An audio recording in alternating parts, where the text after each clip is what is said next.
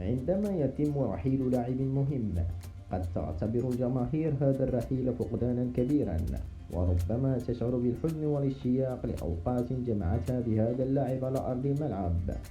من كان يتوقع أن نرى نيمار جونيور بالقميص الأزرق الهلالي، لكن البعض أراده في برشلونة والدوري الإنجليزي. لكن نيمار بات المشروع السعودي بعد العرض الفلكي الذي لم يكن يحلم به. بالتأكيد كان حلما سعوديا يراود عشاق الهلال، لكن حتى نيمار نفسه لم يكن يرى هذا الخيار ضمن أولوياته. لكن الكرة الحديثة تغيرت، وها نحن في عصر الثورة السعودية التي لا يقف أمامها أي اسم مهما كبر شأنه، من أجل التعاقد معها لتدعيم الدوري السعودي وجعله من أكبر الدوريات العالمية وليس فقط الآسيوية. لم يبدأ نيمار الموسم مع زملائه في باريس سان جيرمان، بل ذهب معهم فقط إلى الجولة الصيفية في اليابان، وشارك ببعض الجلسات التدريبية، لكنه لم يشارك في المباراة الافتتاحية لأنه كان يجهز لمرحلة جديدة من مسيرته. وقبل رحيله عن العاصمة الفرنسية، أبى البرازيلي لاعب نادي الهلال السعودي السفر إلى مدينة الرياض دون أن يودع زملائه السابقين في نادي باريس سان جيرمان فردا فردا، لأنه أراد أن يرحل عن العاصمة باريس بكل ود، لأن في باريس كان لديه الكثير من العلاقات الجميلة من اللاعبين، وكان أحد قادة فريق العاصمة. لكن لقطات الوداع التي نشرتها قناة نادي باريس سان جيرمان عبر مواقع التواصل الاجتماعي شهدت على حدث صادم جدا.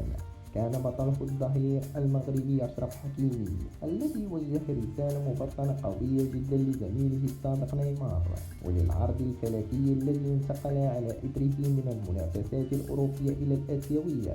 اللقطة فتحت باب الجدل حول أشرف حكيمي. يظهر الفيديو ممر في أقامه لاعب باريس سان جيرمان لنيمار بهدف وداعه بشكل لائق، ثم تحية نيمار للاعبين كل واحد على حدة في ملعب التمارين وحتى في الصالة الرياضية.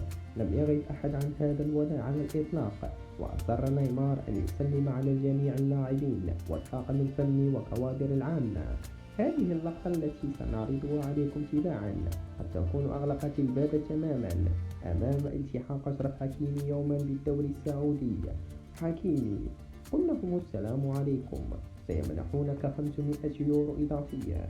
هذه الجملة التي ظهرت في الفيديو الرسمي قد تكون عائقا مستقبليا أمام أشرف حكيمي حال تم التفكير في التعاقد معه في الدوري السعودي ليلتحق بزميله في المنتخب ياسين بونو، لكنها تدل أيضا على عمق العلاقة بين حكيمي وزميله السابق نيمار ومستوى المزاح بين الطرفين. لم يرد نيمار على المزاح المبطل لزميله المغربي السابق بسبب سماع حكاية زملائه الآخرين على النكتة، وهو يعلم ضمنيا أن المقصود هو تلميح للعرض الخرافي الذي نقله من سماء الكرة الأوروبية إلى أحد أهم وأكبر الأندية آسيا في صفقة قد تكون هي الأكبر في سوق الانتقالات السعودية.